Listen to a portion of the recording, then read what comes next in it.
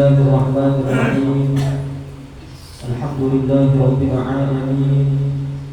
Wa bihi nasta'in 'ala umuri dunya waddin. Wassalatu wassalamu 'ala sayyidina Muhammadin wa 'ala alihi wa ashabihi ajma'in.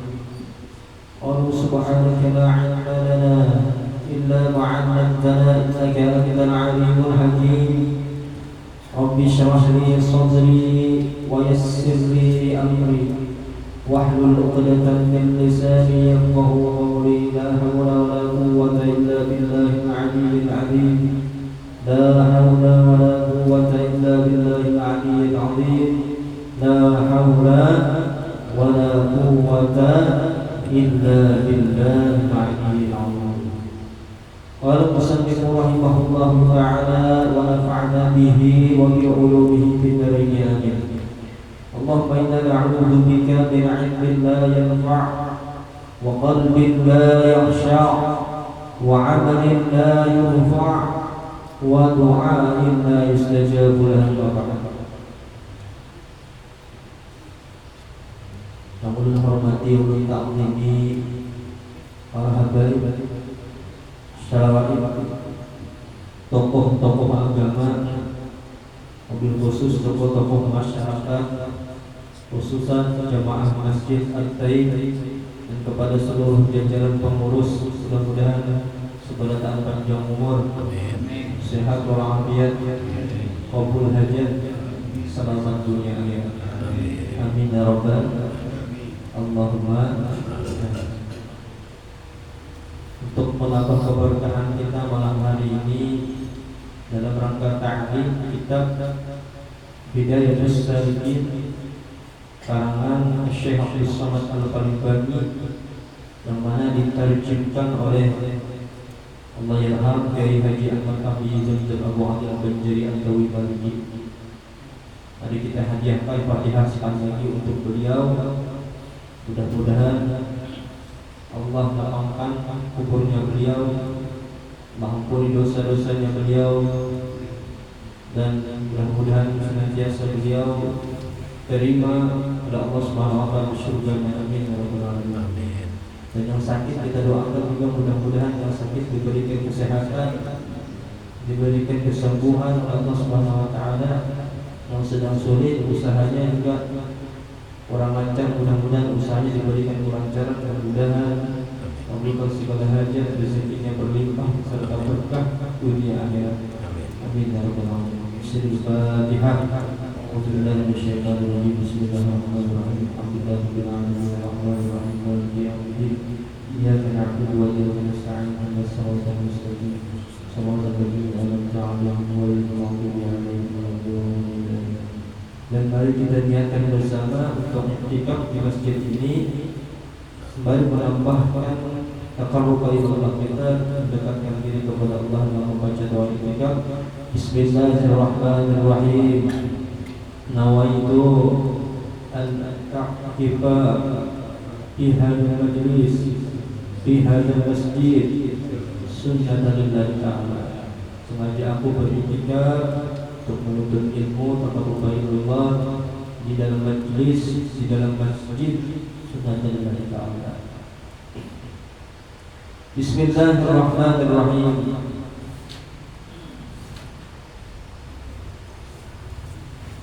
Bermula kitab Hidayatus Salikin ini disusun atau dikarang oleh Syekh Abdul Samad Al-Palembani. Lalu yang menterjemahkan oleh Al-Mukarram dari Haji Ahmad Fahmi Zamzam Abu Ali Al-Banjari Al-Dawi. Dalam muqaddimah beliau ini sangatlah panjang, pada intinya beliau mengingatkan kembali kepada kita para muhibbin, para pecinta, khususnya pecinta ilmu, yaitu akan perkataan Al-Imam Ghazali rahimahullahu ta'ala di dalam kitab yang biasanya kita kaji, yaitu kitab Bidayatul Hidayah. Ujar beliau apa? Wal ilmu nafi'u ma yazidu fi khawfika min Allah ta'ala. Dalam daripada Al-Imam Ghazali rahimahullahu ta'ala, ujar beliau wal ilmun nafi'u ma yazidu fi khawfika minallahi ta'ala. Dan ilmu yang memberi manfaat itu ialah apa? Yaitu barang yang menambah kita khaufu minallah, takut akan kepada Allah Subhanahu wa ta'ala. Itu yang sebenarnya ilmu yang bermanfaat. Contoh semisal kita tadi bulan Rajab kita banyak sekali memperingati peringatan hari besar Islam, yakni peringatan Isra wal Mi'raj bagi Nabi Muhammad sallallahu alaihi wasallam. Ada yang memperingati peringatan Isra Mi'raj ini di masjid, ada yang memperingati di mushola, di langgar, di surau, ada yang memperingati majelis-majelis ta'lim, majelis zikir, majelis salawat, masih banyak lagi. Hampir seluruh muslim di dunia yang ketika bulan Rajab dia menjumpai tepatnya di 20 tanggal 27 Rajab, maka memperingati peringatan Isra Mi'raj. Tujuannya hanya satu, yaitu taqarruba ilallah, yakni menambahkan diri kita untuk selalu dekat kepada Allah Subhanahu wa ta'ala. Itu tujuannya. Maka oleh sebab itu Imam Ghazali rahimahullahu ta'ala, ilmu yang bermanfaat itu ditambahkan beliau lagi, selain tujuan kita untuk mendekatkan diri kepada Allah, yaitu untuk supaya kita bertambah takut. Contoh Isra Mi'raj yang dikisahkan dalam peringatan Isra Mi'raj itu apa?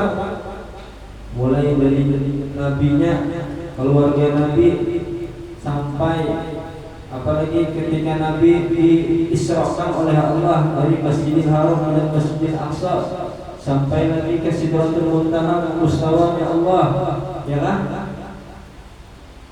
Intinya sebagai umat muslim, ya, ketika kita memperingati itu hendaklah kita bertambah takut, karena dalam Al-Quran surah Al-Isra itu kan jelas, selain menambah kekuasaan kebesarannya Allah, linuriyahu min ayatina, Allah Ta'ala hendak menampakkan tanda-tanda kebesarannya kepada kekasihnya. Secara otomatis kita juga diberikan gambaran besar oleh Allah Subhanahu wa ta'ala akan tanda-tanda besar itu. Dan yang sering disampaikan oleh para penceramah ketika Isra Mi'raj itu kisahnya dari Isra Mi'raj, perintah sholat waktu 5 waktu, yang asal muasalnya 50 waktu. Sebenarnya ada yang perlu ditekankan di dalam perjalanan Isra Mi'raj itu yang jarang sekali kita bahas, yaitu adalah apa? Yaitu adalah orang-orang ditampakkannya oleh Allah Ta'ala, orang-orang yang melanggar akan daripada syariat Islam, orang-orang atau sekelompok orang yang melanggar daripada aturan-aturan Allah, ya kan? Makanya di dalam riwayat itu, di dalam kitab Dardir wal Mi'raj kalangan Syekh Al-Imam Najmuddin Al-Ghaiti, ya, ketika Rasulullah SAW di-mi'rajkan oleh Allah di langit yang pertama, Rasulullah bersama malaikat Jibril itu melihat langit pertama ada Nabi siapa? Nabi Adam alaihi salam, ya kan? Nah, yang jarang disampaikan, ketika Nabi melihat Nabi Adam bertemu dengan Nabi Adam, Rasulullah itu melihat Nabi Adam itu di dalam riwayat dikisahkan, Nabi Adam melihat ke kanan sidin tersenyum, melihat ke kanan sidin tersenyum, bahagia, tertawa bahkan. Tetapi ketika Nabi Adam menoleh ke sebelah kiri, Nabi Adam menangis, ya kan? Ada dibahas terus. Dengan lagi satu cara sama Allah memperingati, dia lagi ya. Kanan sidin melihat ke kanan sidin tersenyum, ketika melihat ke sebelah kiri sidin menangis. Lalu Rasulullah bertanya kepada malaikat Jibril, di mana ya Jibril, kenapa ya Rasulullah? Nah, Ujian malaikat Jibril, ya Rasulullah, Nabi Adam itu melihat umatmu ya anak sini juga keturunan garis Nabi Adam. Kita ini berantakan keturunan Nabi, tapi Nabi Adam ya ada keturunan monyet namanya Charles Darwin. Charles Darwin orang barat, manusia itu berasal dari monyet. Nah, mungkin percaya itu berarti anak warik kita ini berantakan. Tahu lah warik ya monyet. Tapi kita ini beriman bahwa Allah Ta'ala, kita ini mengkaji daripada syariat Islam, kita ini berasal dari anak cucu Nabi Adam. Makanya di dalam hadis itu kan disebutkan, idza mata ibnu Adam inqata 'amaluhu illa min salasin. Nah, dalam hadis Nabi itu, apabila mati anak Adam, siapa anak Adam? Kita manusia maksudnya. Dari muharib bagi monyet. Kenapa Nabi Adam itu melihat sebelah kanan tersenyum, melihat sebelah kiri tersenyum menangis? Karena melihat umat. Kalau sebelah kanan tersenyum melihat umat itu senang, bahagia. Kenapa? Karena dapat rahmat Allah di dalam surga. Tapi ketika sirih melihat sebelah kiri, sirih menangis karena melihat umat yang diazab, disiksa oleh Allah Subhanahu wa taala. Nah, itu contohnya. Maka yang perlu kita tekankan dalam peringatan Isra Mi'raj itu seharusnya bagi orang awam, bagi kita adalah pedihnya siksaan Allah Subhanahu wa taala bagi orang yang melanggar aturan syariat.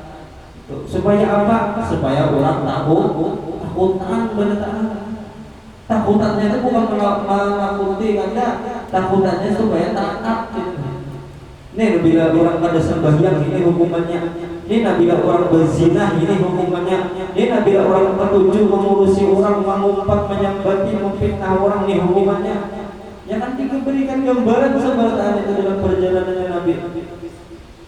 Itu hanya ditekankan terus supaya bertambah tebal iman kita. Bahkan dalam riwayat itu ketika Rasulullah SAW melihat ada sekelompok orang yang memecahkan kepalanya sendiri. Kepalanya dipecahkannya. Bila kepalanya kembali lagi dipecahkan lagi kepalanya. Disiram lagi lawan lawan timah yang panas. Timah. Karena dikembalikan lagi Allah Ta'ala, kepalanya utuh lagi, disiramnya lagi, dihancurkan kepalanya. Siapa itu? Ya Rasulullah, mereka itu umatmu yang Nabi. Umatmu, kenapa bisa begitu? Ya umatmu yang selalu meninggalkan dalam perkara syariat, yaitu sembahyang. Itu kalau ditekankan. Jadi orang takutan bila ada sembahyang, acak kepala di hari. Ini gambarannya ada sudah. Apalagi nomor 7 main berbinian, selingkuh. Nah, diberikan gambaran orang ketika Nabi Mi'raj, Nabi melihat ada sekelompok orang yang mereka dihidangkan makanan, yaitu makanan ada daging yang bagus, daging yang lezat, sebenarnya daging yang busuk. Tapi yang dimakan yang mana? Yang dimakan malah yang busuk. Daging tadi dimakan busuk-busuk, dimakan berulat, bercacing, beranak, dimakan tuh. Kenapa ya Rasulullah malaikat Jibril orang-orang ini kenapa? Padahal di hadapannya ada daging yang segar, yang sudah masak, yang nyaman, lezat. Udah malaikat itu, umatmu ya Rasulullah, umatmu lagi hidup, umatmu diisi bini, diisi istri di rumah, tapi nak dijauhi dari bininya, bini orang jauhnya. Artinya apa? Selingkuh. Nah, bini seorang ada dijauhi, bini orang dijauhi, diganggu, keluarga orang selingkuh. Nah, soal ini selingkuh sudah jadi tren, sudah jadi biasa aja. Bahkan dipilihkan lagi diputar di bioskop populer. orang-orang selingkuh itu kan padahal itu bagus. Ya kan? Alhamdulillah. Dan masih banyak gambaran-gambaran yang diberikan oleh Allah Ta'ala ketika Nabi Mi'raj. Makanya ujar Imam Ghazali tadi, wala ilmun nafi' ma yazidu fi khaufika min Allah Ta'ala. Ilmu yang bermanfaat itu bukanlah ilmu yang paling banyak ilmunya, paling rajin belajarnya, paling lama belajarnya, bukan. Tetapi ilmu yang bermanfaat itu adalah semakin menambah diri kita takut, khafu min Allah, kepada Allah Ta'ala. Makanya orang yang paling takut apa kepada Allah itu adalah para ulama. Ulama di sini bukan orang yang ahli ibadah saja, tapi ulama di sini adalah orang yang berilmu. Ya, antum melihatnya semakin alim, semakin berilmu, semakin wali, menggawi haram, banyak orang yang menyalahkan ilmu. Itu pada intinya. Dan masih banyak hikmah di balik peringatan Isra Mi'raj. Selain menambah ketakutan kita kepada Allah, ya kan? Kenapa Allah Ta'ala itu mengangkat Nabi ketika Mi'raj itu sebenarnya secara otomatis kita itu dapat mengambil iktibar, pelajaran. Allah Ta'ala itu ketika menguji hambanya itu kada mau menguji kita itu di luar batas kemampuan kita. Kenapa Ustaz kami ini dapat ujian terus Allah Ta'ala, dapat bela terus Allah Ta'ala, rasanya kada pernah beruntung. Nah, salah tuh. Padahal bagi insan yang beriman, kita percaya Allah Ta'ala, takdir Allah, kita percaya apa?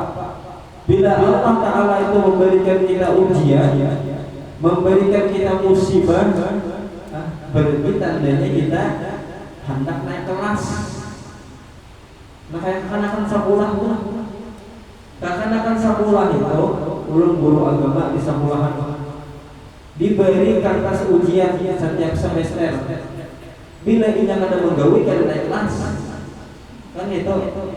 Tapi bila ia mengerjakan bujur-bujur, nilai bagus, naik kelas pulang.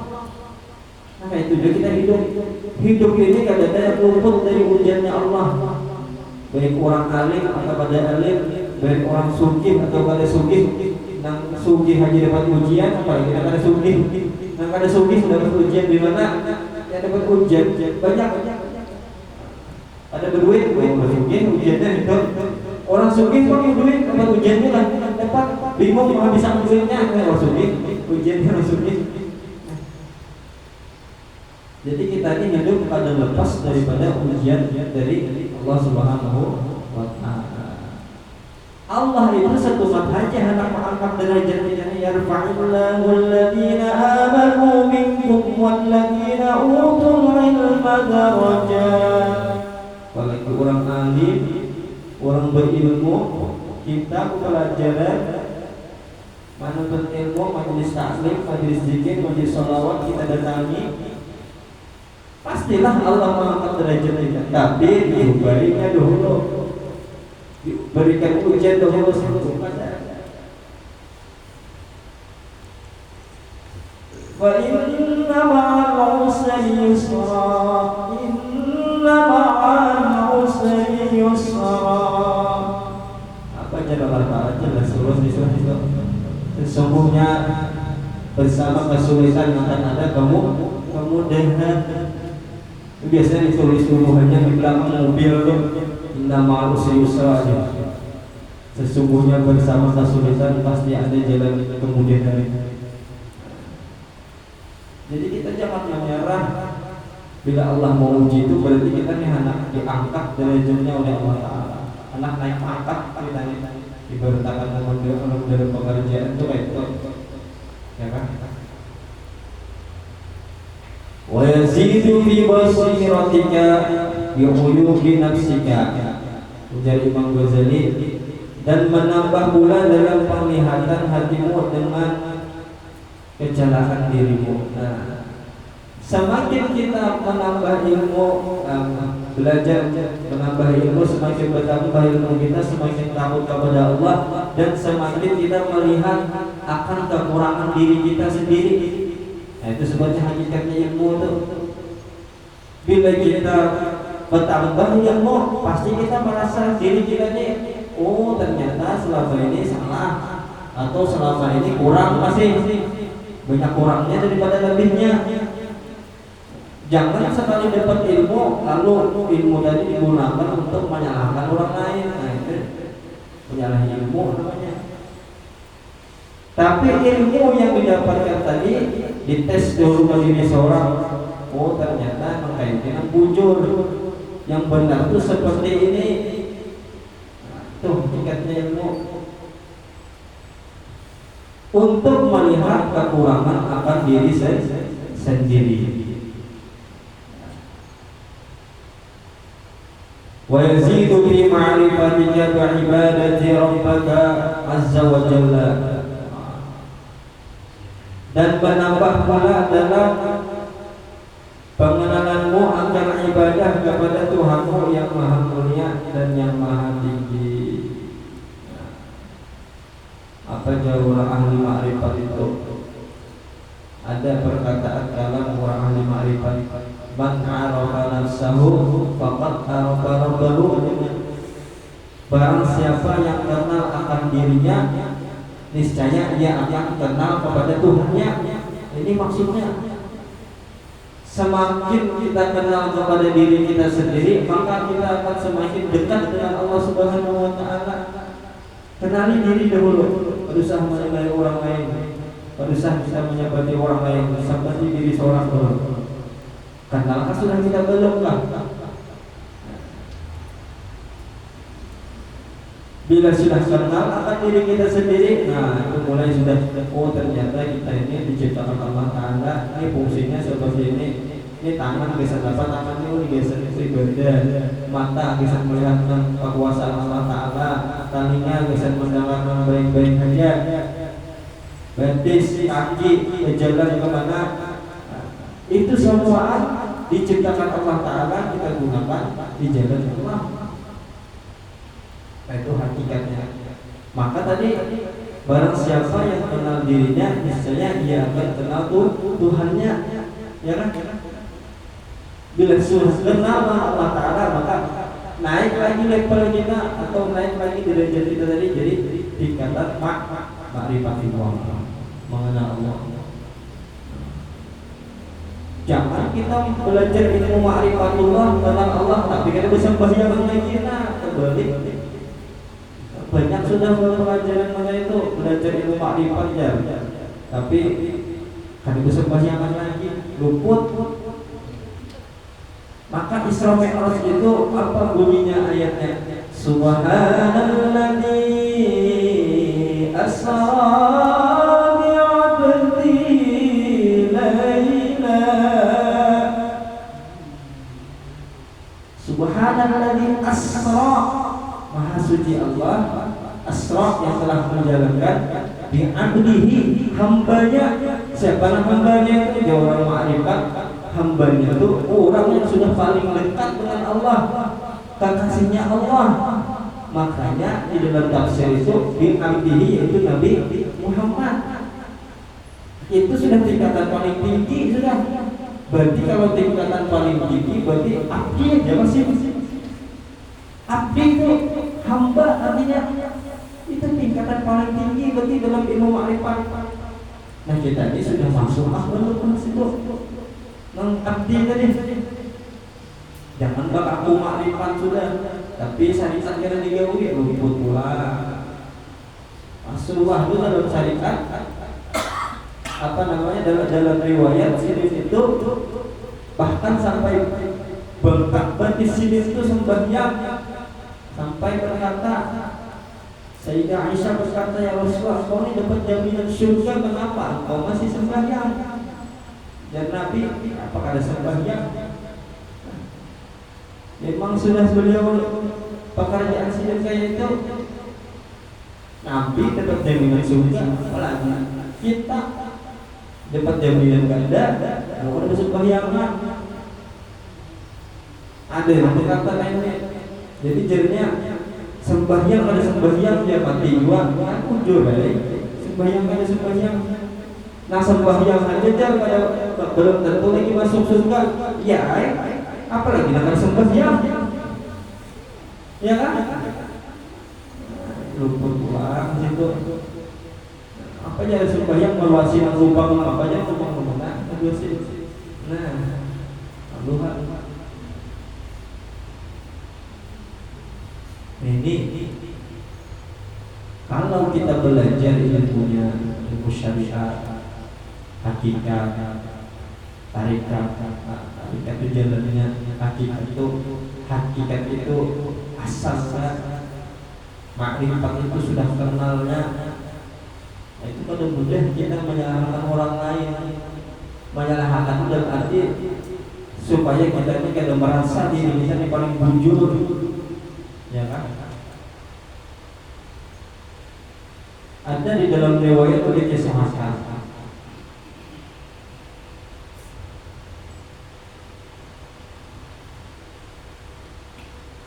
ketika Rasulullah SAW itu sedang bersama para sahabat di dalam majelis ilmu seperti ini, lalu datang seorang rajul, seorang laki-laki datang, ujar Rasulullah, atakum ahlul jannah, datang kepada kalian seorang ahli surga. Sampai 3 kali Rasulullah menyampaikan itu. Bila sahabat Nabi di majelis seperti ini datang, nang si rajul tadi, atakum ahlul jannah, datang kepada kalian ahli surga. Siapa yang sahabat ahli surga ini siapa? Lalu ada salah seorang sahabat Nabi yang berani bertanya langsung kepada orang yang ditunjuk Nabi sebagai ahli surga. Tapi dia kada langsung bertakwa, kenapa? Apa amalan nikah menjadi Nabi ini menjamin masuk surga? Kada.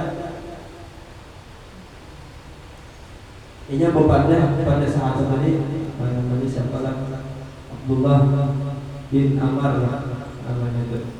Pada seorang sahabat Nabi yang bertakwa.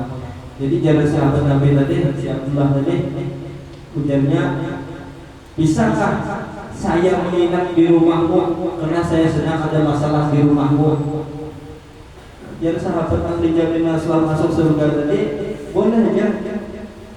Padahal si Abdullah bin Amr tadi hendak mengetahui apa amalannya ini sehingga Nabi menjaminnya masuk surga. Pernah bintang ke saya? Belum. Ini dapat kita dapat amalan, kemudian kita dapat menggawi lagi. Sampai 3 hari 3 malam kisahnya itu si Abdullah bin Amr tadi karena ada juga melihat amalan spesial dari orang yang ahli surga tadi, kisah nanti dijamin masuk surga. Paling datang istirahat di rumah, istirahat waktu sembahyang subuh tahajud, pada jual tahajud sampai beratus rakaat katanya. Waktunya bergawi sembahyang ya si sahabat yang dia masuk surga tadi. Sampai 3 hari 3 malam si Abdullah bin Amr tadi jadinya, nah mohon maaf lah, sebenarnya aku ini menginap di rumahmu ini bukan berarti aku ini ada masalah di rumahmu, ada, tapi aku menginap di rumahmu ini hanya ingin mengetahui apa amalanmu, sehingga Nabi sampai 3 kali mengatakan engkau ahli surga. Nah, ini kan amalan yang paling kita cari, dan berarti sudah masuk surga itu luar biasa. Nah, jadi sahabat tadi, aku ini sebenarnya kan tahu juga amalanku ini sebagaimana yang engkau lihat. Selama 3 hari 3 malam di sini, apa yang kau lihat? Tidak ada. Dan yang spesial, Abdullah bin Amr ini bingung juga. Muka itu boleh kayak aku yang bertanya sudah. Oh, tunggu dahulu aja. Sahabat tadi, mungkin ada satu amalan yang setiap saya sebelum tidur saya azamkan dalam diri saya sendiri. Nah, mungkin itu yang lebih amal. Apa amalannya? Cepat beritahu. Amalannya adalah saya azamkan kepada diri saya sendiri sebelum tidur. Ini bisa kita amalkan juga. Saya niatkan kepada diri saya sendiri, saya memohon ampun kepada Allah dan saya maafkan seluruh kesalahan-kesalahan umat, baik yang disengaja maupun tidak disengaja, saya maafkan. Nah, rupanya ini amalannya. Oh, jadi Abdullah bin Abbas, ini pasti ada amalannya. Makanya kan dapat jaminan surga. Jadi kita meminta ampun kepada Allah dan kita maafkan kesalahan-kesalahan orang lain, baik yang disengaja maupun tidak disengaja. Sehingga dari sahabat tadi, aku tidur dalam keadaan memaafkan. Aku tidur dalam keadaan tidak ada memiliki rasa dendam.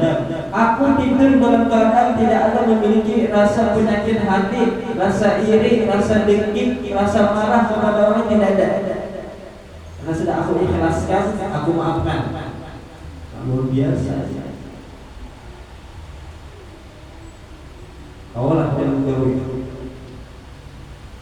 Hendak guling sebelum turun, ya orang Jawa kan turun. Hendak guling sebelum tidur, kita niatkan dulu, kita minta ampun kepada Allah, beristighfar, astagfirullahaladzim, alladzi la ilaha illa huwal hayyul qayyum wa atubu ilaih. Istighfar ya Allah, istighfar. Dan kita niatkan, ya Allah, aku ikhlaskan, aku maafkan kesalahan orang lain, baik yang disengaja maupun tidak disengaja. Ini sebenarnya mudah tapi sulit. Nah, kayak apa itu? Amalan mudah tapi sulit. Kadang manusia ini, namanya manusia ini masih ada rasa kesal, rasa ada suka, itu pasti ada, ya kan? Tapi mau ya, apalagi kita ini namanya berdampingan bermakhluk sosial, sosial bertetangga dengan orang lain. Ada tetangga di sana, ada di sana, nang kerabat, ada kerabat, tamu dan lain sebagainya, nang mau ulang kesal banyak aja, ya kan? Kadang-kadang itu anak ya, tapi amalan ahli surga ini meminta maaf kepada Allah, lawan memaafkan. Dia malah ahli surga.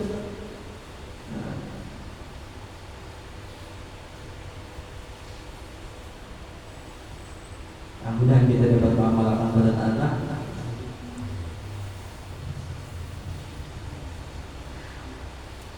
Wa yuqallilu min rabbatika fid dunya.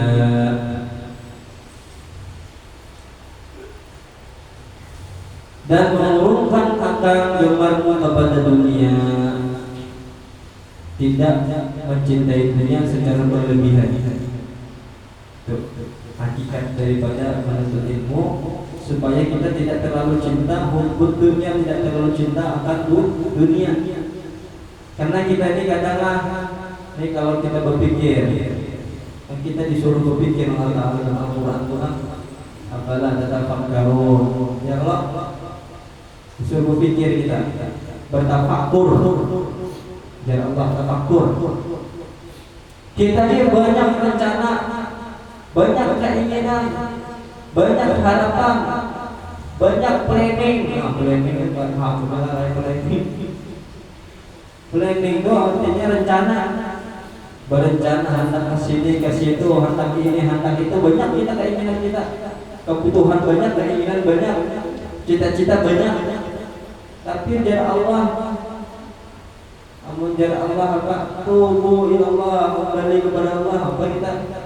Boleh dari Allah, habis keinginan kita tuh, kata dalam ini kisah. Hendak ini, hendak itu, dari Allah boleh. Pulang kita, habis keinginan kita tuh, ada jalannya sudah. Jadi hikmahnya apa? Berkeinginan itu memang kita ini hamba yang apa? Memang mempunyai rencana, tapi Allah yang menentukan, ya kan? Kita banyak rencana, Allah yang menakdirkan. Allah yang kita banyak memiliki planning, tapi Allah skenario-nya. Kita banyak memiliki apa namanya keinginan, tapi Allah sutradaranya. Ibarat film itu kan sutradaranya itu siapa? Kita ini dalam kehidupan nyata ya Allah. Sutradaranya biar sutradaranya habis film ini tamat kita.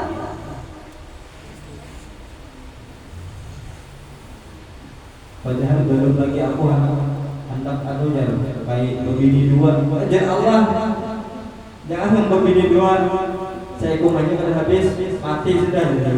Boleh. Ada yang hendak kemana? Misal hendak ke luar negeri. Ada yang cita-cita mulia, walaupun cita-cita mulia ya Allah, jangan matikan kami sebelum kami ke tanah suci. Tapi kada ada ikhtiar, kada ada doanya, misalkan keinginan aja. Dan Allah boleh. Banyak kan itu sudah mendaftar haji sudah. Yang apalagi itu mendaftar haji ini kada satu umat. Kada nanti kecuali itu haji kuroda kan. Haji kuroda plus banyak duit tuh kan. Yang katanya mulai kita biasa sih menabung, begamak sedikit. Biar sudah ibaratkan kita berusaha berikhtiar, niat juga sudah biar Allah boleh.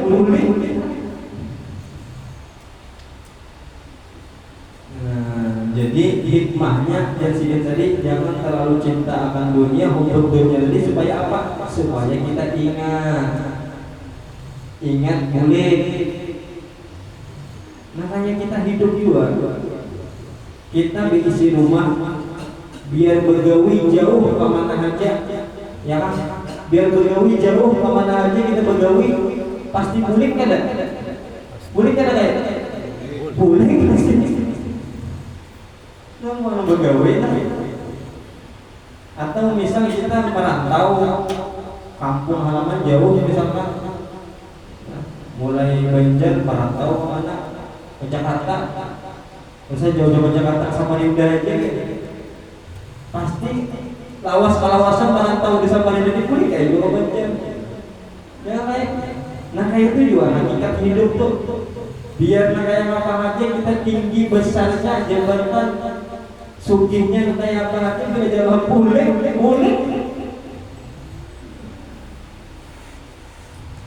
Nah hakikat hidup tuh.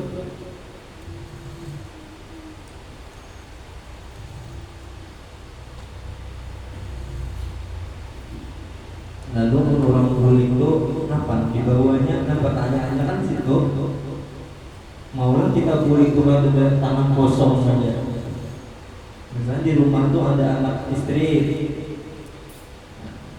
kalau santai guling itu begawi dapat hasil, dapat gaji, dapat duit, itu namun bawa. Nah itu juga kita hidup diciptakan Allah Ta'ala ada yang 20 tahun, 30 tahun, 40 tahun, 50, 60, 70 ada yang 80 lebih lawas getahnya tuh 80 tahun umur boleh kan di bawah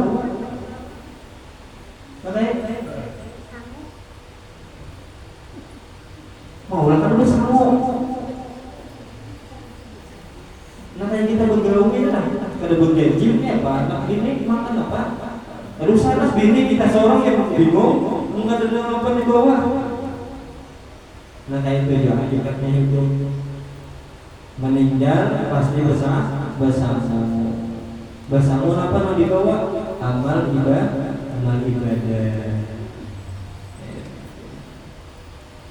Nah, bisa maksudnya ya sedikit tapi bermanfaat. Nah, mudah-mudahan yang sedikit ini bisa diamalkan, ya kan? Daripada banyak, tapi dapat sedikit tapi bermanfaat.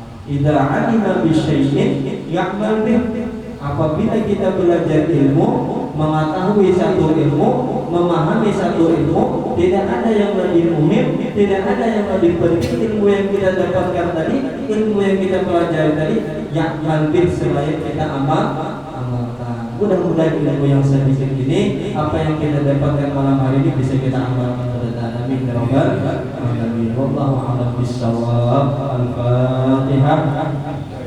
أعوذ بالله من الشيطان الرجيم. بسم الله الرحمن الرحيم. الحمد لله رب العالمين الرحمن الرحيم مالك يوم الدين إياك نعبد وإياك نستعين اهدنا الصراط المستقيم صراط الذين أنعمت عليهم غير المغضوب عليهم ولا الضالين آمين.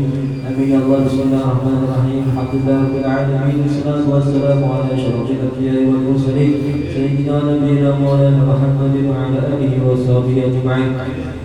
اللهم اغفر لنا ذنوبنا ولوالدينا وارحمهم كما ربونا صغارا للمسلمين والمسلمات والمؤمنين والمؤمنات برحمتك يا ارحم الراحمين. اللهم فقهنا بالدين وعلمنا التأويل وارزقنا فهم الاستقامة انك على كل شيء قدير. Ya Allah, ya Tuhan kami, beri kabullah doa kami, doa mustajab minta kami, rezeki kita tambahkan, bahaya kita jauhkan, berumur kita panjangkan, beribadah kita kuatkan, bagi tetap serta iman. Rabbana atina fid dunya hasanah wa fil akhirati hasanah wa qina adzabannar. Sallallahu alaihi wasallam Muhammad wa ala alihi wasallam. Subhana rabbika rabbil izzati amma yasifun. Salamun alal mursalin. Alhamdulillahi rabbil alamin. Minta halaman dari dunia akhirat wa bila nafsana kailakan. Sengaja berhubungan sengaja. Mohon izin dari ini ada lagi agenda